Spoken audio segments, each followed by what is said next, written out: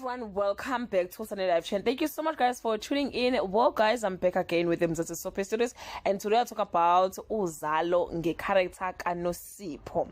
One of those days guys where women will have to be in a relationship or married to have kids. In the age of technology, artificial insemination helps single women fall pregnant, and Nosipho not only gets curious about medical process, she seriously considers it after overhearing Lily and Amahle's conversation that it's available at a local fertility clinic. Nosipho is an independent businesswoman and she doesn't care about having a man in her life, but what she does want more than anything is a family.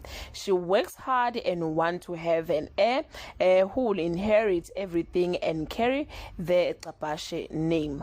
Nosipho's desperation to be a mother has pushed her to taking a man's sperm without his knowledge, without anyone's knowledge in fact. But soon her burning secret groans at her.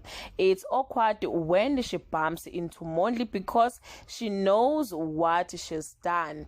Plus Amahle also starts asking her too many questions about all her inquiries about artificial insemination. Nosipho says she always trying to be a better woman. So Nosipho starts going to church, and you know how it goes at church. There's always confession time, and Nosipho may want to get her secret off her chest. So yeah guys, we don't know what will happen if Monly finds out that Nosipho took a sperm, and yeah, that guys, he is going to be a father without his knowledge. Will he want to be a part of the child or not? Do leave your comment below and share your opinion. Bye.